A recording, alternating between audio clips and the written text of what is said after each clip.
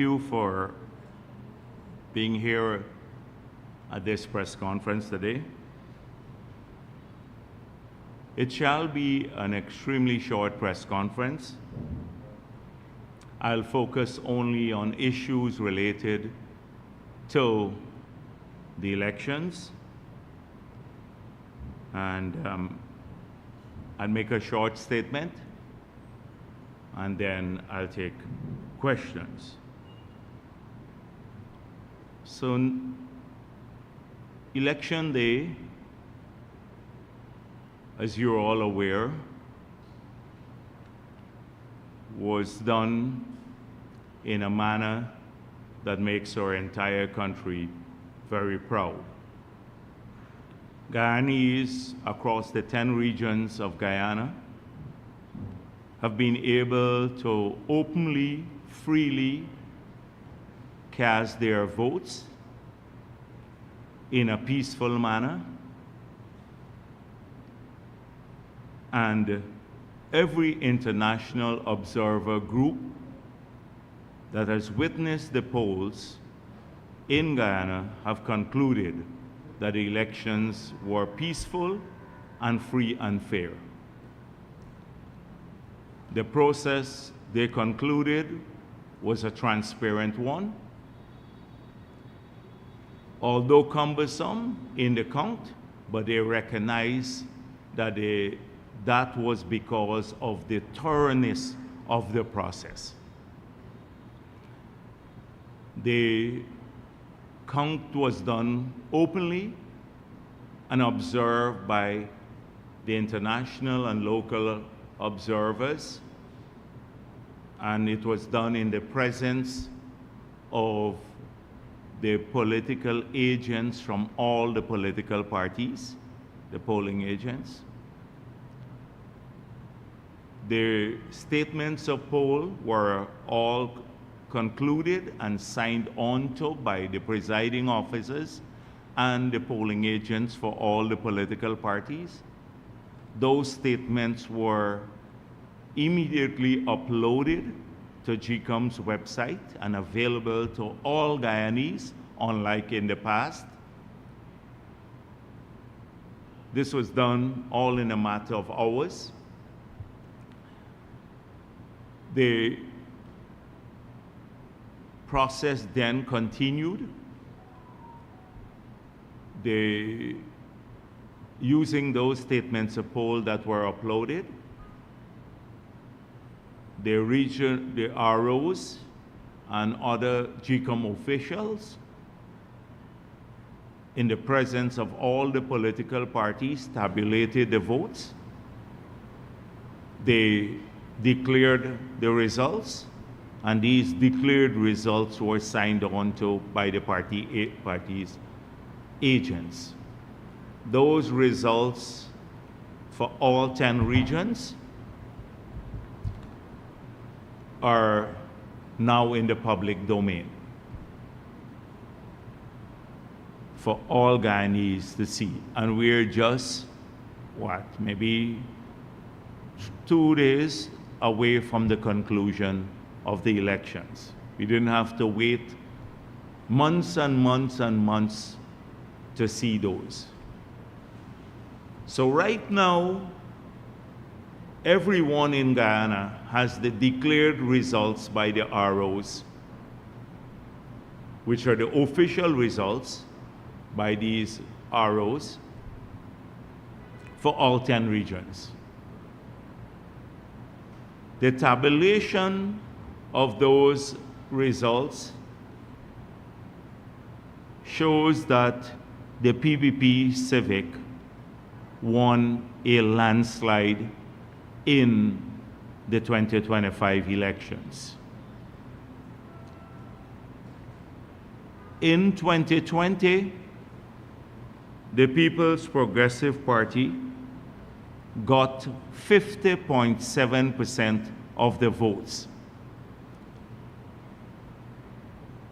The combined opposition got 49.3% of the votes.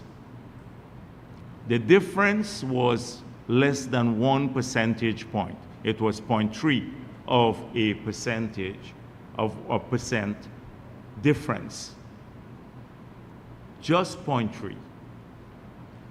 In these elections, the PPP, based on the results on the GCOMS page, got 55.32% of the votes. The combined opposition, 44.68% of the votes, a difference of 10.6% from considering in 2020 0.3%. And now in these elections, a difference between the PPP and the combined opposition of 10.6%. This is a landslide by any standard. A landslide, because that's how you look at it. The margin between the winning party and the others and their combined vote. And so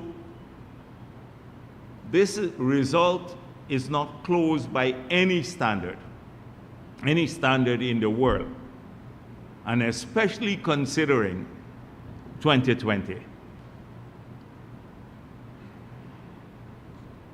In 2020, the difference between the combined opposition and the PPP's vote, if we look at numbers now, not percentage, was 6,390 votes. We got 6,390 votes more than the combined opposition. That is APNU and all the other parties at that time. In these elections, we got 46,513 votes more than the combined opposition. APNU, WIN, and all the three other parties together. 46,513 votes more than them combined. That's a landslide. That's a landslide.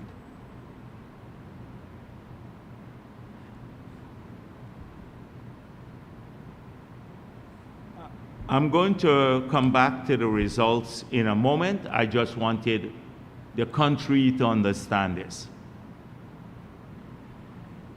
So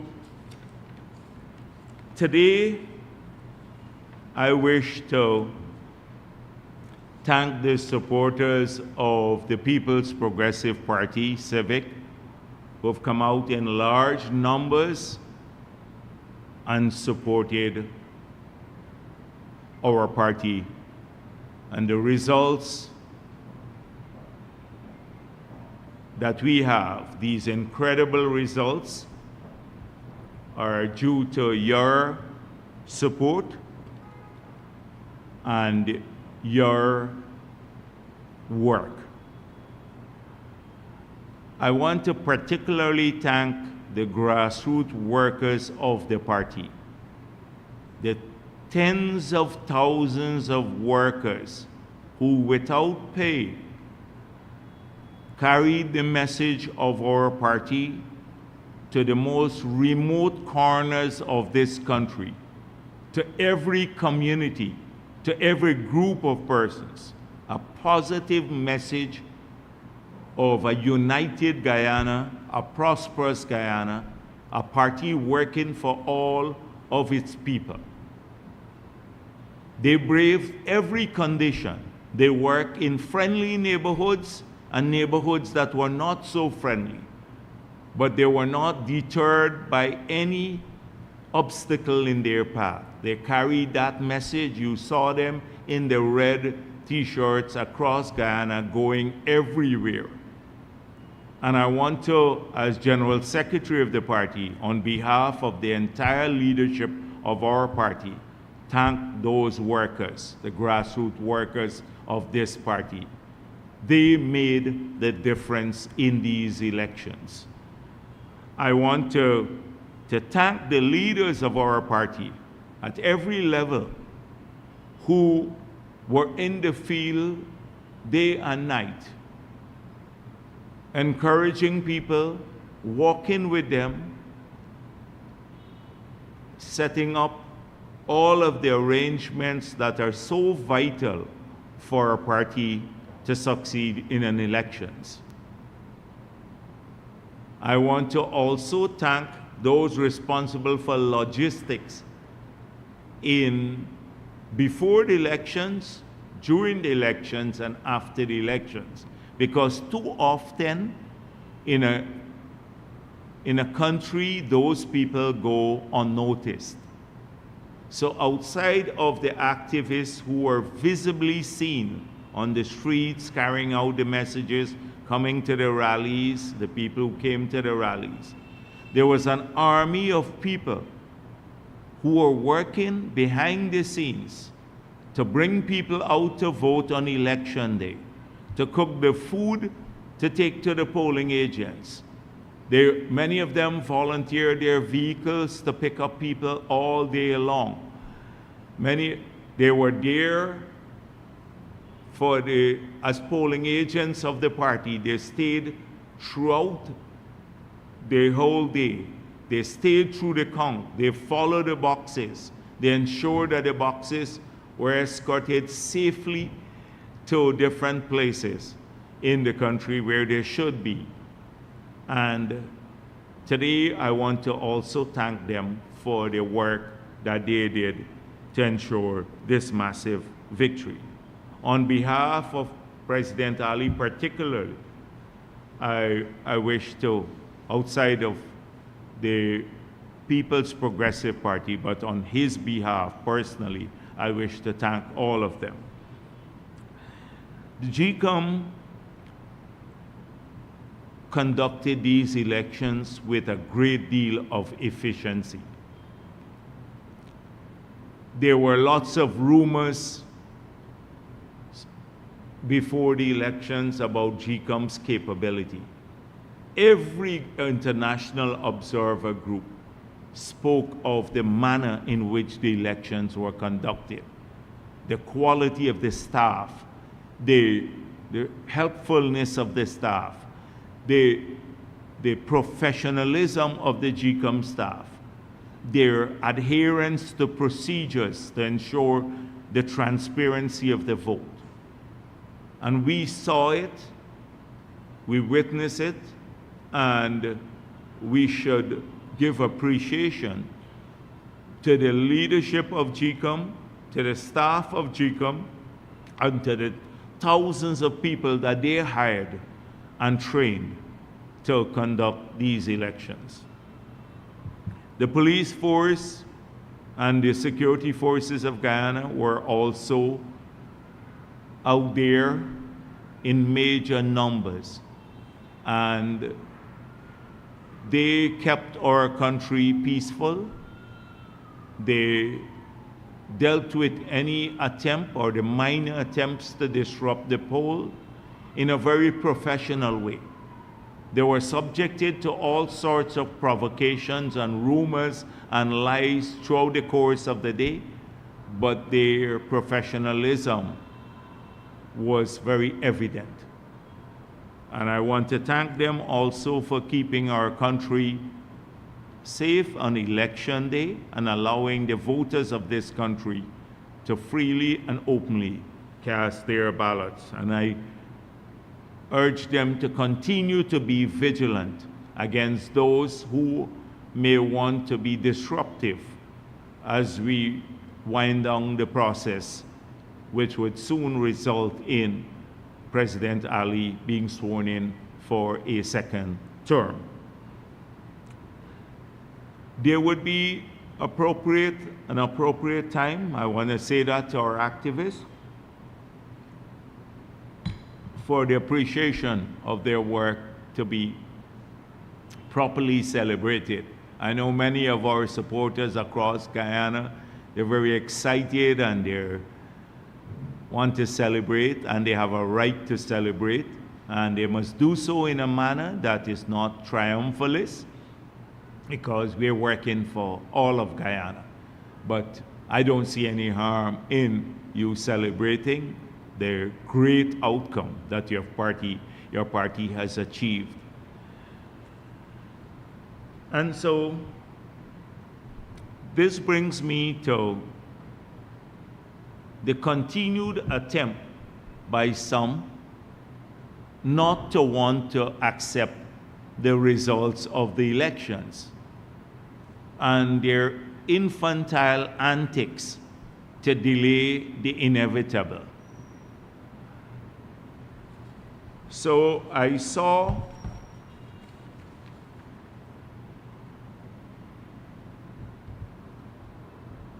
the sheriff thing is collapsing all the time. I saw Mr. Aubrey Norton, who might as well now be maybe a former leader of the opposition. Let's see how it goes. But saying things like, instead of addressing seriously what took place in these elections, and I recall the first interview I gave before the statements of poll had even started coming in great numbers. And I said it will be a long, hard night for APNU because we knew what the outcome would have been. The signs were there. They refused to accept what was clear, what was evident to every other Guyanese. But like the proverbial ostrich, they stuck their heads in the sand and refused to deal with this situation. So this is what Mr. Norton had to say. We have seen in Region 4 something very implausible, that we'll drop from 120,000 plus votes to 40-something thousand. It never happened in any elections in the world. Well, that's not true. It happened in many elections in the world. But what were the facts around Region 4? What are the facts around Region 4? So, in 2020, APNU got 116,941 votes in Region 4. The People's Progressive Party got 80,920 votes. There was a difference of 36,021 votes between the two parties. They got 36,021 votes more than the PPP. In these elections, it's true that APNU dropped to 41,607 votes. But Win got 41,607 votes, and APNU dropped to 46,956 votes. It's true, but combined they had 88,563 votes. The PPP, on the other hand, increased its vote to 87,536 votes. We increased our votes by 6,000, which is not implausible in an election in Region 4. And they didn't drop from 116,000 to 40-something thousand. They dropped to 88,000 combined because Win took a significant part of APNU's votes. So this is utter nonsense. And it's a fact that we did not win Region 4. We did not win Region 4 because combined they had about 1,000 votes more than us in Region 4, APNU and Win. And then when you add the small parties, which had about 4,633 votes more, So in Region 4, the combined vote of all the political parties versus the PPP, they had just over 5,000 votes more than us in Region 4. That's the fact. However, it's a significant collapse. Even when you look at the combined votes, they got 23,685 votes less than in the last elections in Region 4. Even when you add APNU, WIN, and all the other parties, they got 26,685 votes. So a lot of those people stayed home or voted PPP in the region. In North Georgetown, we emerge as the largest political party. Now, North Georgetown is made up of Cummins Lodge, Sophia, Kitty, Campbellville, Alberton, Queenstown, Kingston, Central Georgetown. There are 7 constituencies of the 15 in the city that comprise North Georgetown. And we emerge in North Georgetown as the largest political party. When you add APNU and WIN together, they got 3,000 votes more than the PPP. But as a single party, we had the highest number of votes in these areas. We had 13,070 votes, and they had 16,162 votes in North Georgetown. So we emerge as a major player in North Georgetown. In fact, the biggest political party, bigger than WIN and bigger than APNU in North Georgetown. So what Norton was saying, making it seem as though the Region 4 votes were implausible. He never seen this before. It's utter nonsense.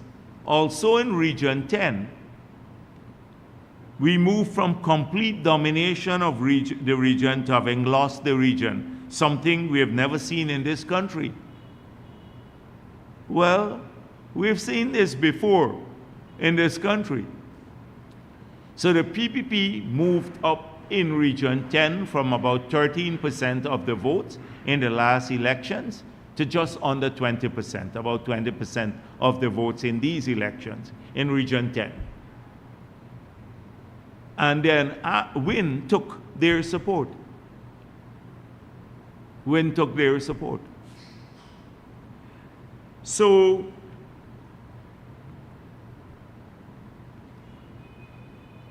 he said, we're going to challenge these results. So they've requested a recount in Region 4, parts of Region 4, that's ongoing now, and parts of Region 5. They've requested recounts. But that's, as we've seen already, that the numbers are not changing in the recount.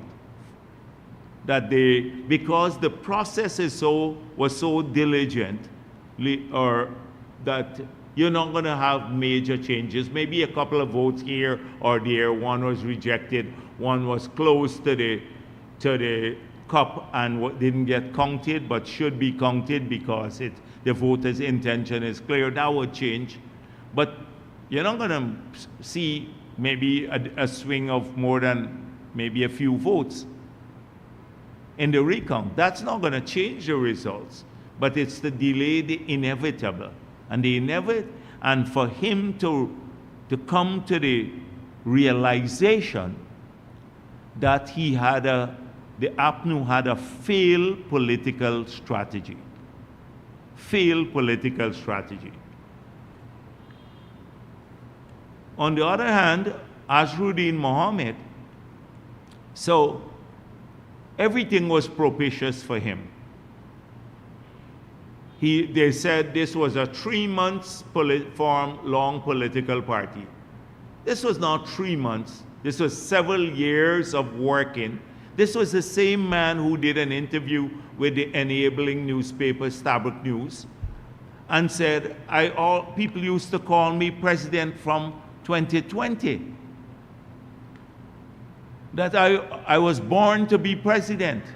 of Guyana, who had been going around for a very, very long time before these 3 months, so misleading people, using his charity to try to build a base or an impression that he is generous and he is charitable. And he launched his party at the right time when there were lots of people who did not want to support APNU again, and they did not want to support the PPP. And they voted for him. He was the only other party that was not related to APNU AFC government, the coalition government, outside of the PPP. So he benefited significantly from that. That was one of the reasons for him taking votes from APNU. But by the next 5 years, because the elections are over, 2030, a lot of those people will have different considerations again. So that's one. 2, that there was a young generation of voters that were first-time voters. That's the internet generation that was living online, and they had this heavy online presence made up of lies through the Team Mohammed and a positive portrayal of Azruddin Mohammed that influenced a lot of young people, particularly across the country. But I'm going to tell you about the PPP supporters in a moment. So he benefited from that too. The young voters, first-time voters, who were internet related and very impressionable, who would not go and dig into the other side of his character, which is a criminal side of his character. The more solid voters, the APNU voters who voted PPP or who stayed home, they were unwilling to give their support back to APNU, but they were not going to give it to a criminal or a criminal entity. And that's a significant number if you look at the turnout in many APNU strongholds. They were not going to give. Those are the thinking voters who said, we're not going to give it to this criminal. He's bad news for our country. And we're not going to give it to APNU. We prefer to stay home. And then a significant part of that base too voted PPP when you look at the results of the elections. So he benefited from that. And then the money that camp doled out. So I saw him, this delusional gentleman, and you know he's very sad now because people think he's very happy.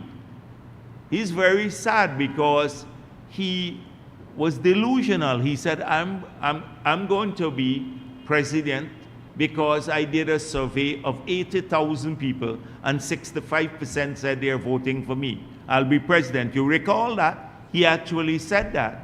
He started wearing the crown on his clothing. He imported the crown for his vehicles. You have to really seek medical help if you're in that state of mind. And that's why he would issue a statement like this. Imagine he goes, we have arrived at a critical, they gave him a piece of paper to read, and he read it on the air. We have arrived at a critical point in the history of our nation. Within the past few days, we have had numerous and credible reports of grave irregularities in the conduct of these 2025 elections. Reports of statements of poll going missing. I don't know which statement of poll has gone missing. Not a single observer has said this. Not a single political party has said a statement of poll has gone missing, but he said that. tampering with ballot boxes. Not a single observer, and there are thousands of them in the country, has said anyone attempted to tamper with a ballot box. He then says the PPP government has been purchasing votes. Imagine this camp talking about purchasing votes. The Mohammed camp talking about vote purchasing. When up to the night of their rally in Georgetown, when the people went to collect their money from Doggy, and Doggy said, I'm still on the live here, because they're saying we don't want Compton cook-up. They don't want Compton's cook-up, and when we're going to collect the money. And he talks about vote purchasing. This is, and then he repeats what Norton said. Numerically and politically, it is impossible for the PPP to have won in Region 4. They're sharing, he and Apnu, he and Norton must be collaborating in talking the same nonsense. I just gave you the figures. In Region 4, the PP grew by 6,000 votes. It's not implausible to grow by 6,000 votes, especially since you had about 37,000 new voters on the list in Region 4. APNU and AFC vote combined and collapsed in Region 4 by about 20-something thousand less. So they even had tents set up along the east coast of Demerara. Now, every political party had tents set up to, you've seen it everywhere. There's a standard around the election. This guy is running crazy because, you know, he actually thought in his very limited capability to analyze things that he was going to be president. Only someone who is crazy or delusional would start wearing the crown, the presidential crown, even before the results have come in. And so, although he has made a big dent in APNU's support, he's still not satisfied with it. Because he's saying, outside there protesting outside, G come now to swear him in as president. You have to be really stupid to be pushing that line now. And that is what we're going to have to deal with. So let me just go back to what was being said before.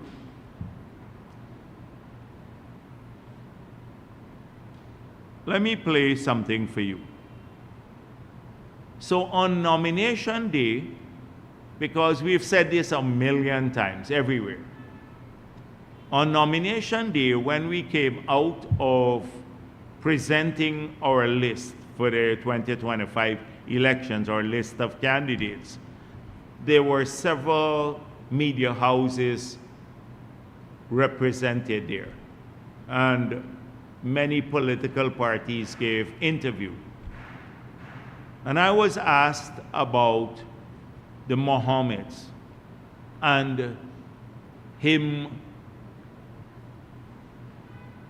and the Mohammed damaging PPP's support, because that was the narrative spread by Stabrook News and many of the Travis Chases and Mosleys and every one of them, that he was going to, one, affect the PPP support and bring us into a minority government.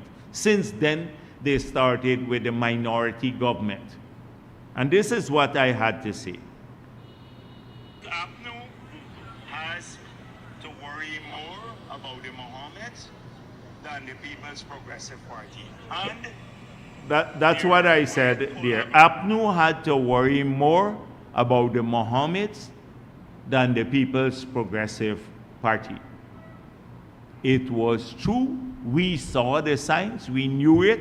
We did our polls, we did our focus groups, we saw where the impact of money and the lies were having the greatest resonance, and we saw it was affecting the APNU support. I'll continue playing this. So I said that it's harming them, it's backfiring them. I said the collaboration will harm them. No, there will not be a hung parliament. Yeah, I was asked by Dennis Chabral, what about a hung parliament? And I said then there will be no hung parliament. Two things we spoke of since nomination day and long before nomination day. We said that the quiet collaboration between APNU and WIN and the AFC and WIN will harm APNU disproportionately. We were right. We saw it coming. They should have seen it coming. They persisted with this fallacy that somehow he would dent the PPP support and cause us to be a minority government. They started pushing the minority government rhetoric early. They then came up with the fake polls. You remember just a couple of weeks ago, they published one in the Kaichor News. Some group of businessmen said they did the poll with UG students that showed that we were going to be a minority government. Then they brought a ton of the PPP haters on GlobeSpan, and they started carrying that rhetoric. The Nigel Hughes and the others weighed in. All of the trolls on the APNU side weighed in. The Starbuck News was the chief cheerleader of this, elevating the Mohammeds all the time, ignoring all of his criminality, pushing him because they were hoping that he will damage the PPP support and that we will become a minority government. Well, you've seen the results. Landslide. We're now over 10 percentage point difference between the opposition and us, and in 2020 it was less than 1%. And we're now going into the parliament with a stronger parliamentary majority.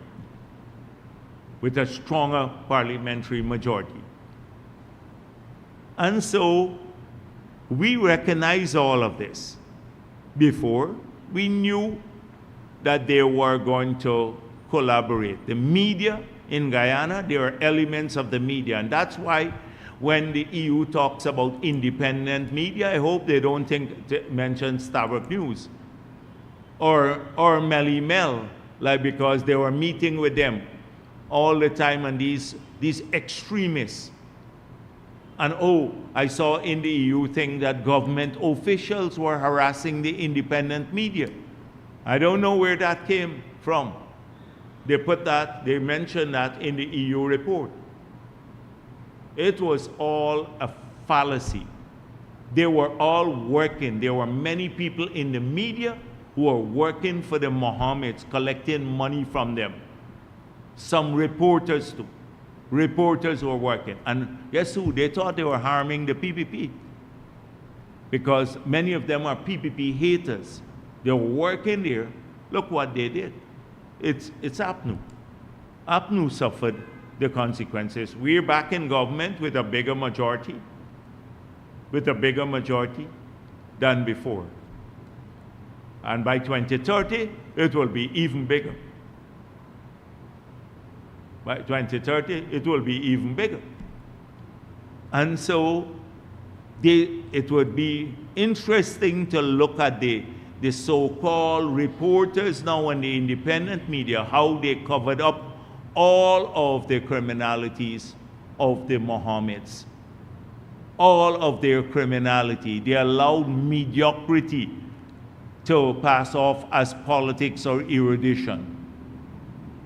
They allowed what people should be. No candidate in the world would have had, with this sort of baggage, should have even been, or at least should have been interrogated by the media. They gave him a free pass. thinking that they were harming the PPP. That is the only thing that united all of them, the haters. Even now, every media, every international media outfit has said several things. The EU, even though they spoke about resources, they say this everywhere, the state might be abusing resources. They had the following things to say. For example, Dennis Chabrol asked about voters impersonation. And this is what they said. Vanya, who is the deputy, Angulova, said, during our observation, we haven't seen any or heard about cases of impersonation of voters during the voting process. Clear. No voters impersonation. 2, Dennis Chabrol asked, what about multiple voting? No multiple voting. The Carter Center made it clear. No evidence of a padded voters list. But we should remove the dead people on the list, they said, through a process, which we've always supported. No evidence of a padded voters list. Everyone concluded, including the EU, that overall the 2025 general and regional elections in Guyana were peaceful, inclusive, and efficiently organized, offering citizens meaningful choices. That was the conclusion from the EU report. This is what observer groups have to do. They come here to see if the elections were free and fair. They all concluded elections were free and fair. And guess what? The still enabling group, the enabling class who enabled Mohammed, complicit with him, are back at it again. So, if you look at the statement by the GHRA signed on to by APA and the TUC and everyone,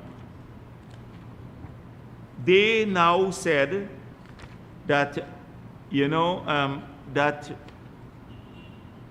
the Bangladeshis were here in large numbers and no observer group must do their report without speaking about these Bangladeshis. They're trying to get in an observer group report that foreigners voted in our elections. The people just dismiss them because they see through who these people are. They now come out, oh, the Bangladeshis voted here. Some bullshit they talk about all the time. These useless people from the GHRA and the Red Threads and the APA and TUC again. The same group that they were praying for the PPP to be a minority government. And they get enabled by the Starbuck News. Now they put out a report. And no observer report will be complete without this in it.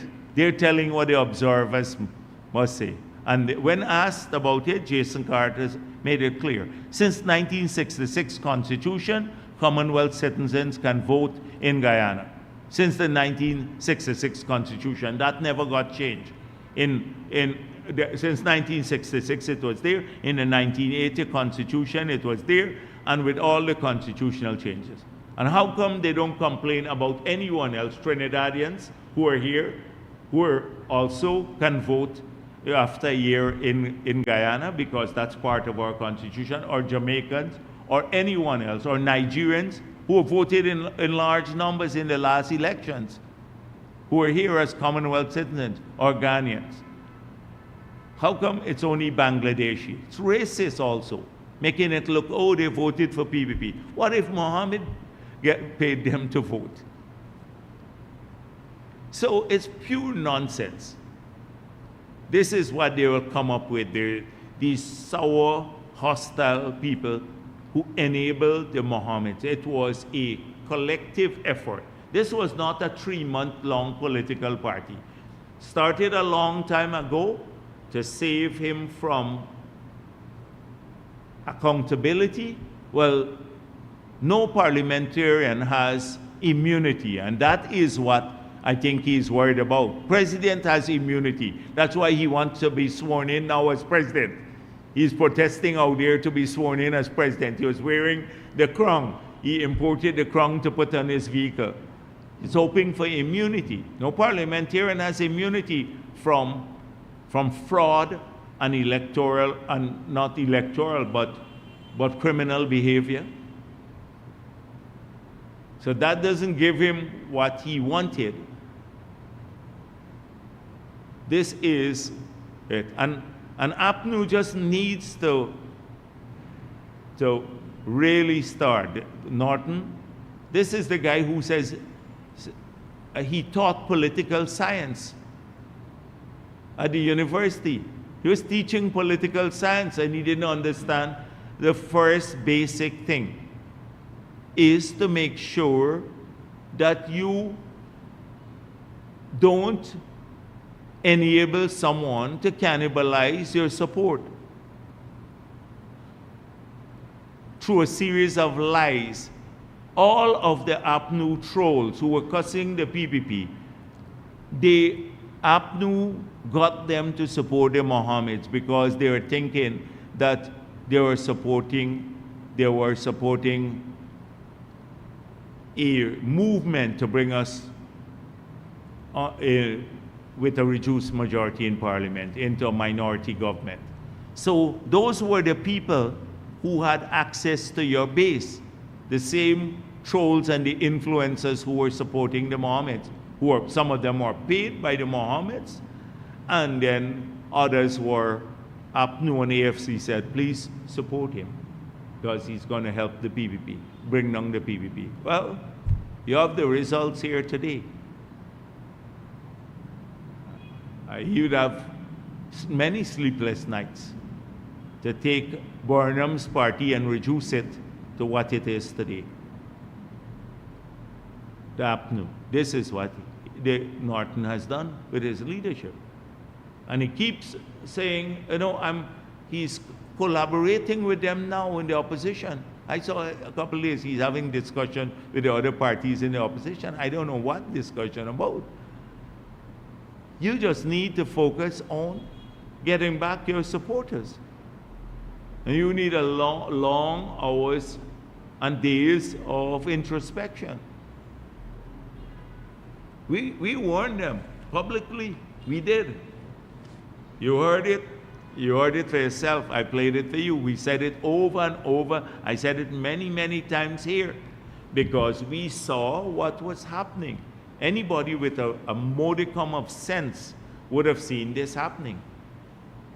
We said to many of them, you'll be replaced as opposition. We said that to the APNU people.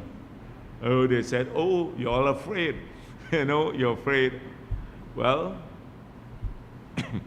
here are the results. We've been watching this carefully. So, as I said before, thank you to everyone who supported the PPP. We'll continue to work for all of Ghana. The PPP won these elections with a landslide. Don't listen to these naysayers. All of them are trying to diminish the PPP's victory. Oh, we want a recount here. Somebody didn't smile at me nicely in the polling place. Somebody took away my crown from my suit or something like that I was wearing there. You're going to hear all sorts of stupid things like we heard before. But the results are clear, and this time the SOPs are in the hands of every Guyanese. You all have, every Guyanese. We don't have to get a torchlight to look for the SOPs any longer. We don't have to do that anymore in this country. Every single Guyanese now has access to those SOPs that are signed on to by all the political parties that witnessed the count in every polling place in this country. So that's how transparent this system is. So they're going to try to diminish our victory. Fact of the matter is the PPP has won these elections with a landslide and has gone now into Parliament with an increased majority. And President Irfanali will be the president for the next 5 years. Thank you. Yes, please.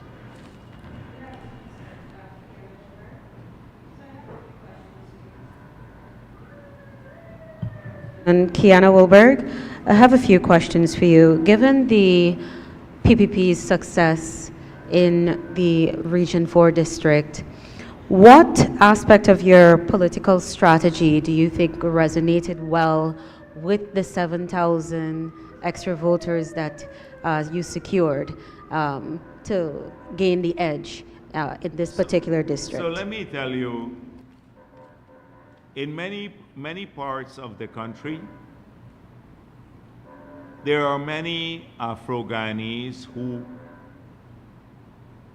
came out and supported the PPP, as you can see from the results.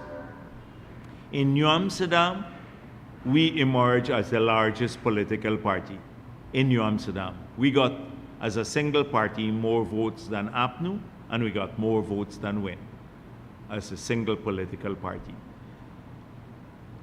In many areas in Region 5, we emerged with a greater margin in Region 5 than we had in 2020.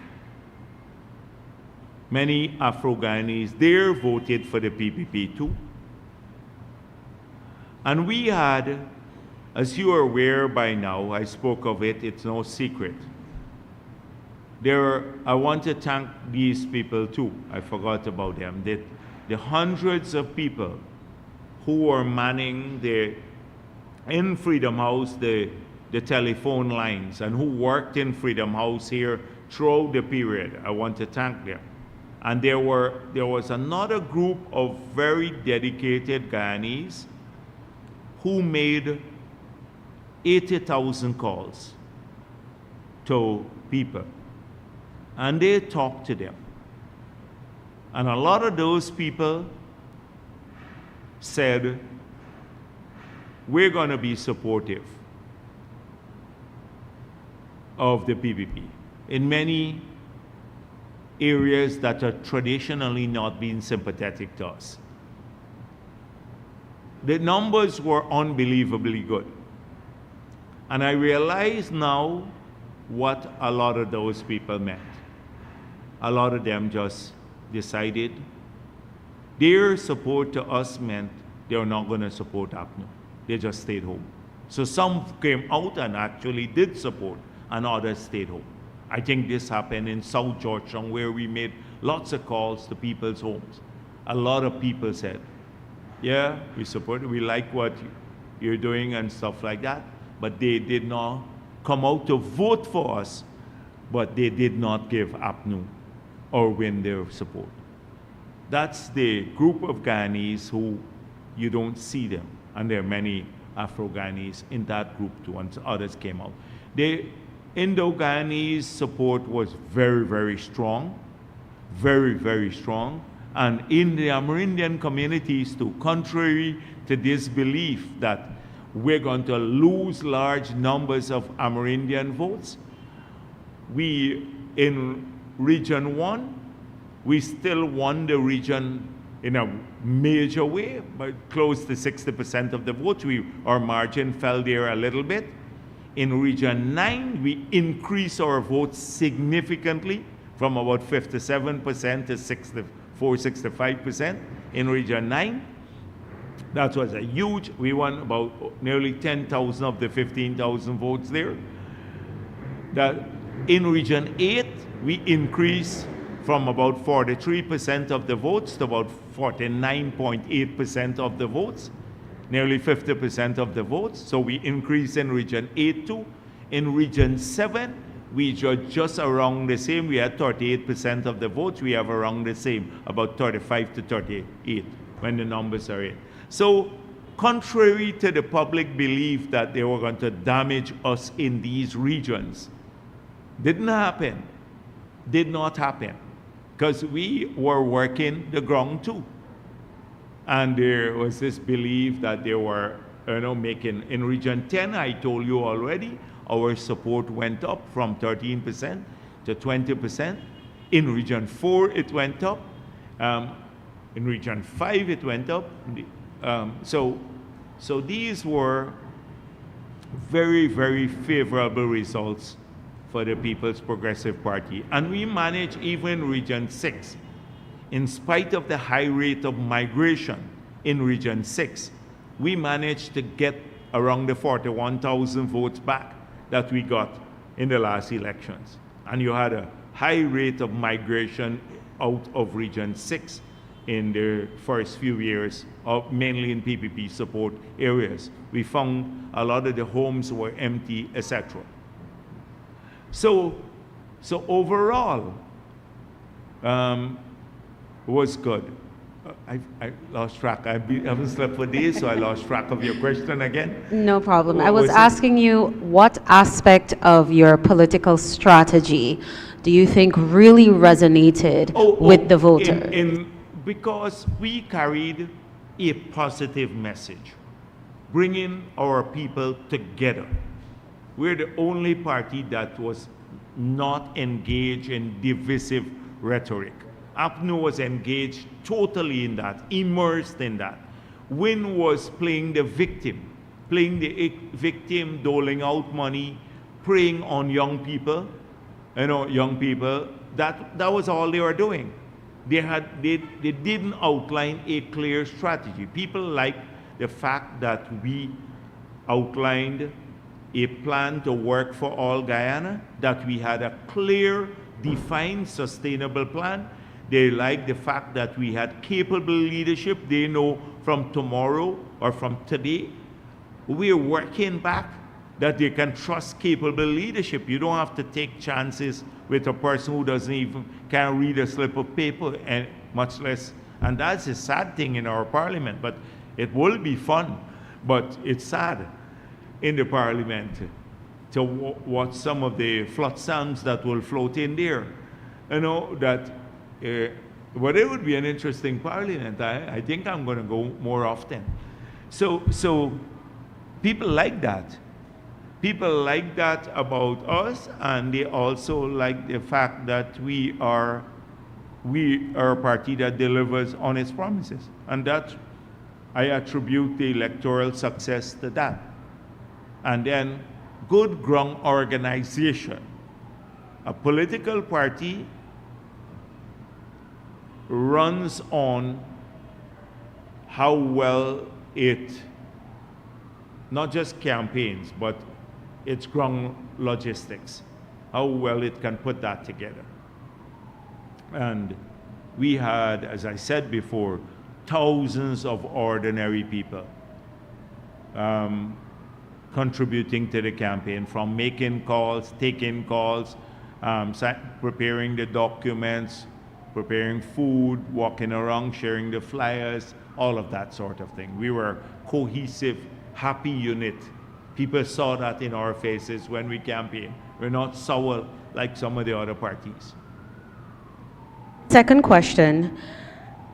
One of the things that I believe has surprised many citizens, observers, it has to do with the extent to which the APNU, the PNC-led APNU, was hammered in the elections.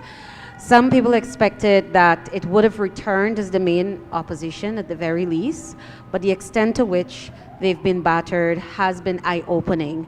I want to hear from you if you believe that this is perhaps the PNC's worst performance in its history, one.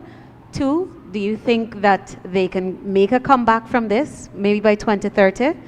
And thirdly, based on the electorate's response to AFC, they wouldn't have any presence in Parliament anymore. Your thoughts on their perceived fall from grace? The AFC, we said it before, they lost their way a long time back. And I don't want today to be too harsh on them. And the PNC now has to go back to the drawing table, and they have to decide whether they would, their hatred of the PPP caused them to stop thinking. When a political party allows your hatred of the other to dominate your tactics and your strategy, political strategy, you will fail. You have to look at things dispassionately in politics. And they put all their eggs in one basket, the collaboration with Mohammed's basket, to bring down the PPP because of their hatred for the PPP. And that led to their undoing. And so when they think about rebuilding, they have to think about how they tackle that variable and how they're going to relate now to that political party. Not so much the PPP. They can continue hating us. They will continue hating us. But there was room always for collaboration on national issues with APNU historically, because we tended to have a more patriotic position. We always saw the territorial integrity and sovereignty of our country as inviolable. And I think we had a common understanding on that. I'm not so sure about the Win Party. They're transactional. The link with Maduro is still not fully explored. They refused to answer why the father went into the embassy up to now, and they got away with it. So APNU has to do its own homework. I'm not going to tell them what to do. They need to know what to do themselves. And what we knew they were going to become the third force in parliament. We said this to many of their leaders. Because, in the banter and everything else, and actually, we have records of people texting them saying, you will be. And so we saw it coming. We saw it coming, what took place. There was no surprise on election night, even before, as I said, beginning. The statements of poll had not come in as yet in large numbers, and I said, tonight will be a tough night for APNU. And it was a tough night for them. So we saw this happening entirely. It didn't catch us by surprise. They now, in a way I feel sorry for them, but if their hatred of the PPP clouded good sense. I know you've said on the campaign trail, Mr. Norton is a friend of yours. No, sarcastically, I'm aware, but he spent more time. In politics you have banter. You always have banter. So how many times I said, Norton, my dear friend and stuff. It's political banter. He spent more of his time talking about that that he's not Jagdeo's friend and focusing on securing his base. So my question, I know you've said, two final questions for me. I know you've said on the campaign trail sarcastically that Mr. Norton is your friend, but within the political landscape, when you observe the results, the trashing, if you want to call it that, do you feel sympathetic at all for I just said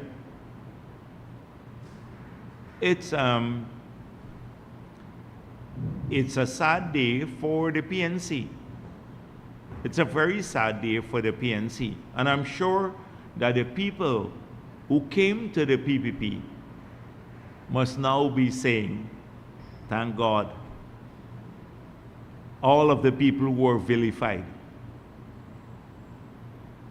because they're now with a party that has won an increased majority in the parliament and that will be in office for the next 5 years, and a party that is bringing Guyana together, that will work for all Guyanese. Has the PPP wrapped his mind yet around now engaging the Win Party as the main opposition force on national issues? And how do you perceive that changing the dynamics of the parliamentary discourse? That's one. Two, and now you have a main opposition sitting at the helm is a U.S. sanctioned businessman who's facing several charges. Is the party concerned about what that will do to the parliamentary landscape? Do you see any implications? So one thing is clear, is that Parliament will be very interesting.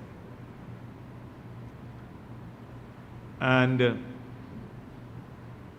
we are a seasoned political party. We will address when the Parliament is put together and we see the configuration of the Parliament,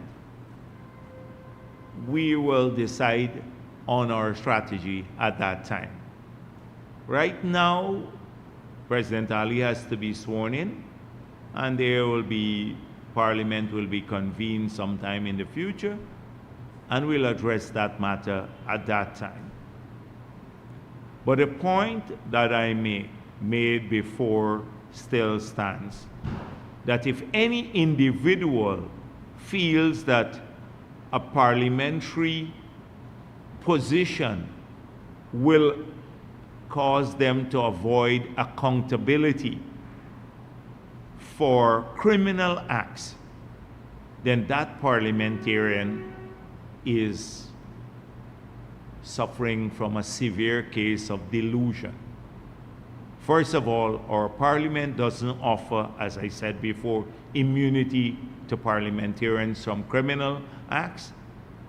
And two, that a lot of what had to be put on hold because of the campaign, evidence of criminality because of the campaign and the feeling that if you pursue individuals for their criminal acts who are running for office, it would be seen as victimization by the state or the ruling party.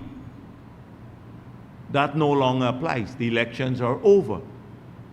And so, the evidence of criminal behavior will now have to be presented to the right fora, which are our courts and everything else, where they and our tax authorities, so that they can continue to do their work professionally and diligently, and without fear of any criticism that they are treating people preferentially. So I'm sure Azruddin Mohammed wouldn't want preferential treatment from the police, because as opposition leader you have to have, if he decides he wants to go for that, you have to have equality before the law. I remember as opposition leader, now I'm not saying he will be, but if he decides that, that's their decision to make. Soku came to my office. You remember they arrested Roger Luncheon? Doesn't mean that you remember in my office, I had to go to Soku as opposition leader to face some frivolous thing that APNU had come up with. They didn't even add anything to ask me much when I went in there. So I'm hoping he's not looking for preferential treatment, because nobody should have preferential treatment before the law.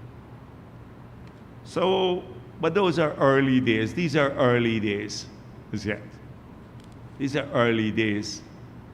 There will be, in the future, many, many things that we'd have to get back to. Dr. Jagdeo, Mikhail Rodriguez for Daybreak News.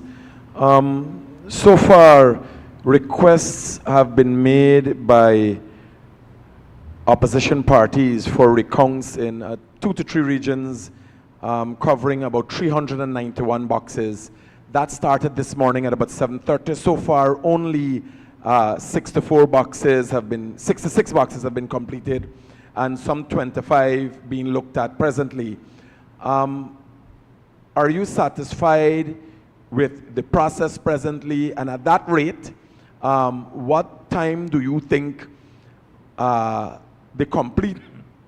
completion of the recount can be?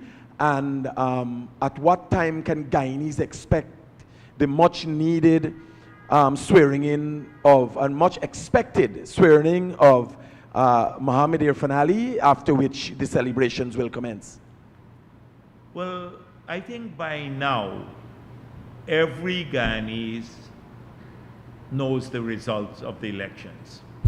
They know that the request by APNU to recount the ballot boxes in region, on the East Coast and parts of Region 5,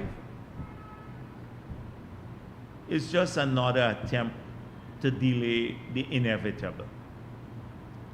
This process, I anticipate, will be completed in maybe a day or two. They'll work through the night at that pace that they're going. They started this morning. They're completed like 60 something already, and by maybe tomorrow evening or so, they should be completed, the process. And then thereafter, all it takes is to declare the results. The results are already known to every person. They all have the declarations by each RO for all the regions. So I think by now Guyanese are aware that you just have to allow the process to be completed. They requested, when people request a recount, they have to do it by a certain time. The right person has to do it. And it is almost, if they do it by a certain time and the right person does it, it's automatic. You have to give the recount. That's part of our electoral process. You can't hurry this up. You can't stop people from getting a recount once they comply with the law. And the law says by noon of the following day after the declaration, you have a right to request a recount. And you have to do it, a particular individual has to do it though, the counting agent of a political party. So once you comply with that, you get the recount. It's part of our process. We're not going to attempt to rush anything through there. They should do it diligently, the recount, because we don't believe it will change the results one bit. And after that, the declaration would be made and President Ali would be sworn in. Guyanese, yourself, have been through this 5 months in 2020. With the most, to date, the most transparent elections in the history of Guyana, we are recounting. Do you foresee any other impediment being created after this recount?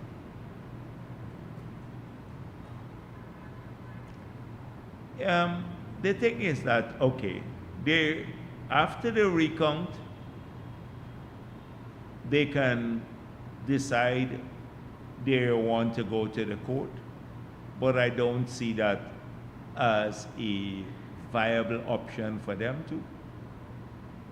It's not like 2020 when we had the injunction to stop Mingo from declaring the results, because the process is being followed now. We got that injunction because Mingo was not following the law. The law said that you had to use the SOPs as the basis on which to do the tabulation. He was using a spreadsheet. In these elections, the SOPs are known to every Guyanese. They were used to do the tabulation and the final declaration at the regional level. So the law has been followed fully. The law as it relates to recount is being followed fully. So when you go to the court, what are you going to say? I heard somebody told me that, what did Mohammed said? A statement of poll went missing. He said that in his speech that he was reading off the teleprompter that they gave him. You know, reports of statements of polls going missing. You can't carry the rumor to the judge. The judge would put, anyhow, I don't want to say what. It'll just send you packing. You can't say, oh, they're tampering with ballot boxes. That's what he said. You think you can go seriously before a judge and say that now, especially given what every Guyanese has known? You're going to be able to say that sort of thing. Oh, there were some tents outside polling places around the country. Now, everybody in the history of Guyana have always seen these tents. Political parties put up their tents 200 yards away to make sure that they can tick off who goes in to vote, so then they can, in their area, they can run down the others, try to get them out to vote, etc. It's a normal thing in our election. They had tents. I saw many of their tents, the blue tents around the place. And he goes to complain now about these tents. You think you can say that? Or like what Norton said, it's implausible. It's implausible that we could lose so many votes. You can say that to a judge. The judge would say, why don't go and talk to your supporters? What kind of... So they can attempt anything. They just can attempt. They're trying to mar the results of one of the cleanest elections we've had, where the PPP has won a landslide. They're trying to mar it, and they have their enablers. Oh, Bangladeshis voted, so the Starbuck News and the others, the AP and the usual haters, PPP haters, would roll out with that. And then they're coming up with statements of poll going missing. It's all a game now. They recognize that their plan did not work. The plan did not work to bring the PPP below 50% in the parliament. That was the collective plan of APNU, WIN, AFC, and many media houses and reporters and influencers and enablers all together. They're working for one objective. They failed. They failed miserably to do that. Jagdeo, there has never been, again in the history of Guyana, a politician such as Azadine Mohammed entering into parliament. And let me give you a breakdown of this. No matter what has happened as it relates to politicians who entered into parliament, there were unrest in this country, there were prison breaks in this country, there were murders of politicians in this country, and yet there was never a day in this history of this country in politics that politicians have been accused of being murderers has ever been sanctioned, given who Azadine Mohammed is, are you worried as it relates to his ability to create unrest, his criminal background? Since politicians have done so much more worse. Now this is a certifiable criminal, person accused of killing people. Are you worried? I'm not worried. As I said before, we've had to deal with situations that were very different and much more volatile and much more dangerous for our country. And we're not going to allow anyone to disrupt the lives of our people. You have tens of thousands of people out there, in fact, hundreds of thousands of people who have to go out now every day to earn a living. They need a peaceful Guyana to have that happen. Need to take their children to school. They want a peaceful Guyana.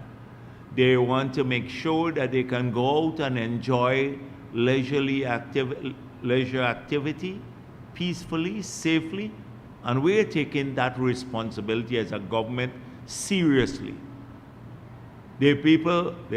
Everybody wants free and fair elections. They want the rules of the game to be clear. The rules of the game were clear. People had a fair chance to contest. The results are known. Whether they supported the PPP or APNU or wherever else, they want to continue their lives. The people have spoken. The electorate has spoken. Now, another 5 years, they will get a chance to speak again, the electorate. Our citizens want to continue with their lives. Azadine Mohammed will not be allowed to disrupt the lives of our people if he has such an intention. If he has such an intention.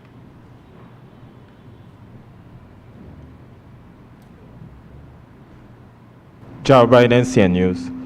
Now that the PPP has claimed a historic victory in Region 4, what comparisons in this region expect in terms of development at the local level? I didn't claim a historic victory. No, the PPP. Oh, no, we have not claimed. I just gave you the numbers. I just gave you the numbers here. We did not. Now that the PPP has won a historic some victory. individuals in the PPP may have made posts, etc. You have to be careful. Like many times I said, when Amir was speaking about the PPP, people said, oh, the PPP telling him to say this. People speak as individuals. When you heard me as General Secretary of the party speak about Region 4 and the results, I speak for the party. There are lots of individuals who may make posts. They're excited about the narrowness, how we have done well in Region 4. We've done extraordinarily well. But that's a different matter than claiming victory in Region 4. I said, even when I was, I spoke first about the trend in Region 4, I always left room for that possibility because I was saying we were close to APNU and WIN combined, but you still had the small parties that made a difference. When you add their votes, then you can't claim victory. It means you're the biggest party in Region 4. If that's what you meant, the biggest, but okay, I can understand what you mean now. By far, we are the biggest political party in Region 4. We got 80-something thousand votes. APNU got 46,000 votes, I think, and WIN got 41,000 votes. So by far, we're the biggest political party in Region 4. By far. You know, so yes. So now I answer your question on that. What the people of Region 4 can expect because we're the biggest political party. Well, we're the biggest political party in the country too. Right? So all the people of Guyana can expect the continuation of us working in their benefit for their children, for them and their families. They can expect that from us. The hard work, to bring our country together, to make sure that more people have jobs, better paying jobs, they have help with the children. All of our promises still hold true with the housing, getting them better housing, a lot of those things, lower taxation, that we mentioned on the campaign trail. We intend to fulfill our promises for all the people of Ghana. Some of the administration's priorities after swearing in, immediate getting priorities. Back to work. You see, they changed at the backdrop. I had the backdrop, all those promises that we made. But yes, those are the things. See our manifesto. Those are our priorities to get them going. Everything we have to start planning. For example, we promised a development bank. So we have to start from scratch now to now put together this development bank. We have to put the money in the bank. We'd said about $200 million US. You'd have to raise the money, put it in the bank. We then have to establish the procedures to access the zero interest rate loans for small business. So that requires work. You have to start from tomorrow to start getting that work done. Similarly, there are many other things. The Berbice Bridge, we said we will get that done too. We have to now go through. I think the bids had already come in. We put a hold on any award of the bids. I don't know if they're still valid or do we have to update the validity of the bids, but then that project has to be awarded. That's something we promised. We promised to start looking at concrete drains in people's communities. We have to start thinking about how we get this done. You're going to have a lot of disruption maybe, because when you're working in the communities, if you have to break a person's bridge to now go, you have to fix it back. Because if you want a continuous concrete drain, and the bridges, some people solid cast their bridge. So you have a gutter here and then the water can't flow. A lot of those small things that may sound small, but that's what governments do, get to work. And we've been at it a lot. There's no time to rest. A lot of people have been trying to see us before the elections. I have to see them like a long list next week. That kind of thing. We're not gonna stop working. That is what it requires for government. And so many other things. We only receive 4,000 of the 96,000 the 100,000 lights we purchased. That means 96,000 street lights will be received shortly before the end of the year or early next year, and we have to start implementing them. That's what I mean by getting back to work immediately, because people want their street lights. How do we get the 4,000 cameras up and in place within the next 2-3 years in all the communities, etc., for greater security? These are important things. Circling back to the observers, one of their preliminary recommendations had been setting up independent fact-checking mechanism to combat disinformation and so on. What are your thoughts on this, and what are your thoughts about the impact disinformation in general may have played on the elections? Yeah, but a lot of those, so I don't know which group said that, but if you go in any part of the world, in the United States of America, it's the most robust, one of the most robust democracies around the world, and you had a ton of fake news. You listen to President Trump, fake news. He talks about fake news all the time. They could have, which organization they have in the US, the government set up to fact check fake news? None. The media houses themselves should be fact checking fake news. So sometimes CNN and the others do that. But then here the media houses themselves are the source of fake news a lot of times. The media houses, if you look at a Travis Chase post, he gets sued. And when you sue them, they then complain, oh, it's harassing journalists. So you tell me in the US which government agency they have to fact check fake news. As in the EU, they may have an agency who pays attention to them. You think in the EU they don't have fake news? Every day their campaigns are run on the basis of fake news. They reverse the outcome of elections in, I think it was Romania, on the basis of the claim that fake news. And then the US had to complain about it. Not fake news, that Russian disinformation. And look at the outcome. They're now cited around the world for EU interference in elections. Look at Vance, the Vice President Vance's speech that he made just after they took office to the European Union. So you come into these countries and recommending things that don't work anywhere else in the world. It's just,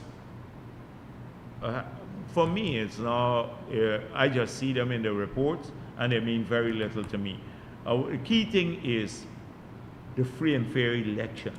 That's what observers are supposed to come here and do. And I've been on record already as saying, I would urge President Ali more to open schools and hospitals right up to election day that they don't like, because that's what you campaign on. I wish APNU did that in the 5 years they were there. That President Granger, instead of doing, going around and talking a lot of nonsense, were busy opening up hospitals and schools up to the last day before the 2020 elections. You know what they were trying to do? They were trying to steal the elections. They were trying to avoid going to elections. They were trying to create a constitutional crisis with the CCJ. They were spending $419.5 billion without parliamentary approval. They were using their funds from the Ministry of Natural Resources to buy green shirts and put up billboards for APNU in that period. We didn't do those things. So we're not going to be defensive on those matters. We made it clear. The observers came here, they found some key findings. No credibility to their electoral role being padded. 2, no credibility to foreigners voting in our last elections. Everyone who voted was eligible to vote. The Bangladeshis who may have voted, I don't even know who they are, they may have voted, but they're Commonwealth citizens, as they have a right to vote as in our Constitution. They found that elections were free, fair, efficiently managed. Those are the key findings for any electoral mission and observation mission. So that's how I see it. Good afternoon, Trina Williams, Guyana Chronicle. You talked earlier about the allegations of financial inducements. Mr. Norton, earlier this week, when he talked about the trashing that APNU received in one of its stronghold, Linden, said that the voters were also swayed by money. I had also raised Did he say that? Well, then why doesn't say it publicly? He said it publicly, the voters were swayed in Linden by money. Well, I'm happy he said it.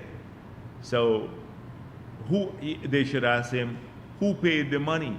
Because it couldn't be People's Progressive Party. Because our votes grew from 13% to 19-20%. So he was talking about the PPP when he made that but statement. He needs to say it clearly. Why does he say Azruddin Mohammed or the team Mohammed paid people in Linden to vote for them? He needs to come out openly. This is the issue, that they're unwilling to criticize him forcefully with all the wrongdoings and the criminal behavior, because it's either one of two things, that he was funding these political parties through illicit money, or two, they don't have the, I was going to say something else, but they don't have that to call him out. Yeah, I'll continue with my question. I had also raised this with you on election day that there were reports of WIN activists offering voters money. Based on this, do you see this as a broader issue that requires stricter oversight in future elections? Yeah, I think so. But as was pointed out, when you have a guy who is accused of murder, smuggling cocaine, smuggling gold, false declaration, torture of people, all of that, I don't think buying votes is a major, that's a major issue when you see these big transgressions. It is a problem, and I think we should deal with it. But if you can smuggle gold with all the attendant risks and do these other things that I don't think that buying votes he'd be deterred from doing that. It's well-oiled criminal mindset. My substantive question, during the campaign, your party placed strong emphasis on appealing to young voters, especially first-time voters. Now that the election has concluded, as General Secretary, do you believe your campaign succeeded in genuinely connecting with this demographic and translating that support into votes? So the key thing, we recognize that the outsized media influence, online media influence on the young voters could have caused problems among young voters in PPP strongholds. We recognize that. And so we focus heavily on those young voters too, to give them an alternate viewpoint, because they were captured, a lot of young voters in the Apnu base and other places, captured by this constant online presence from the Team Mohammed, a deadly cocktail of lies and claims of persecution. And then they had it was so prolific because the Apnu people were propagating it too, that you had to give people, young voters, a different view. And they got it based on our interactions on the ground. And when they came to our rally, we mobilized them to come out heavily to the rallies. And they got, for first time, or the public meetings, they heard a different side of the story. And the moment they heard that different side, they saw this Team Mohammed in its true form, what it was all about. And so, if you look at our crowds, we made a serious effort to get the young voters out, and they came out in the crowd. Large numbers of them were there, and they listened, and they then, that's why at some point in time, if you look at the people who were commenting on the WIN page, the PPP voters just moved away because they saw the true nature of this person. Apnu didn't do that.